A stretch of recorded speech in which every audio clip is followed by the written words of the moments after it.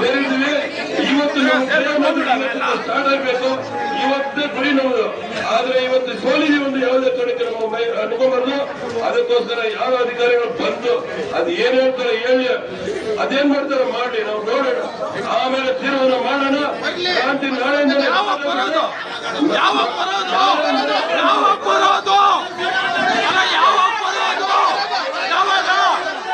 Communication ನಡೀತಾ ಇದೆ.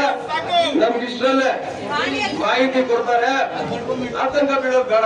ನಾವು ಇವತ್ತು ರಾತ್ರಿ ಎಲ್ಲ ಇವತ್ತು ಕೊಡ್ಲಿಲ್ಲ ಅಂದ್ರೆ ಕುತ್ಕೊಳ್ಳೋಣ ಇಲ್ಲೇ, ನಾಳೆ ಬೆಳಗ್ಗೆ ಆಗ್ಲಿ ಇನ್ನೊಂದು ವಾರ ಆಗ್ಲಿ ಇಲ್ಲೇ ಕುತ್ಕೊಳ್ಳೋಣ ಅಂತ ತಾಳ್ಮೆ ತಗೊಂಡು ನಾವು ಈ ಹೋರಾಟಗಳು ನಡೆಸೋಂತ ಕೆಲಸ ನಾವು ಮಾಡ್ಬೇಕು.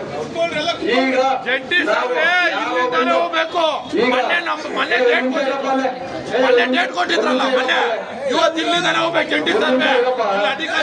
ಬಂದಿಲ್ಲ ಆಯ್ತು. ಇವತ್ತು ತಾಲೂಕ್ ಕಚೇರಿ ಮುತ್ತಿಗೆ ಹಾಕೊಂಡಿದ್ದೀವಿ. ಆವತ್ತೇನೋ ನಮ್ಗೆ 5-10 ದಿನ ಟೈಮ್ ಕೊಟ್ಟಿದ್ರು, ಆಯ್ತು ಯಾಮರ್ಸ್ಬಿಟ್ರು. ಇವಾಗ ನಮ್ಮನ್ನು ಯಾಮರ್ಸ್ತಾರ? ಅದಕ್ಕೆ ನಾವು ಯಾಕೆ ಆತಂಕ ಬಿಡ್ಬೇಕು? ಇನ್ನ ಸಮಯ ಐತೆ.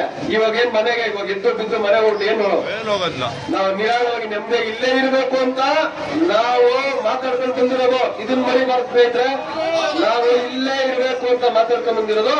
ಇಲ್ಲಿ ಗೊಂದಲ ಮಾಡ್ಕೊಳ್ಳೋಂತ ಅವಶ್ಯಕತೆ ಏನಿಲ್ಲ. ಸಾವಧಾನವಾಗಿ ನಮಗೆ ಆಗಿರುವಂತ ಸಮಯ ಇರ್ತದೆ.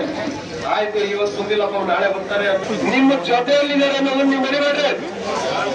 ಇವತ್ತು ನಾಳೆ ನಮ್ಮನ್ನ ಯಾಮರ್ಸ್ಬೋದು, ನಾಳೆ ನಮ್ಮನ್ನ ಯಾಮರ್ಸಕ್ ಆಗಲ್ಲ. ಯಾಕೆಂದ್ರೆ ಇವತ್ತು ನಾವಿಲ್ಲಿ ಏನ್ ಘೋಷಣೆ ಮಾಡ್ತೇವೆ ಅದನ್ನ ನಾಳೆ ಮಾಡ್ತೇವೆ ಅನ್ನೋದು ಇಲ್ಲಿ ಎಲ್ಲರಿಗೂ ಗೊತ್ತು. ಒಂದು ಇತಿಹಾಸ ಇದೆ. ಇವತ್ತು ರೈತ ಸಂಘಟನೆಗಳಿಗೆ ಒಂದು ಇತಿಹಾಸ ಇದೆ. ಯಾರೋ ರೈತ ಸಂಘಟನೆಗಳಿಗೆ ಬುದ್ಧಿರ ಇರುವಂತ ರಾಜಕಾರಣಿಗಳಿಲ್ಲ. ನಾವು ಒಗ್ಗಟ್ಟಿನಿಂದ ಪಕ್ಷ ಕೆಲಸ ಮಾಡಬೇಕು. ಈ ಕೆಲಸ ಮಾಡ್ಬೇಕು ನಾವು. ಆಮೇಲೆ ಇನ್ನೊಂದು ಮುಖ್ಯವಾಗಿ ಇದು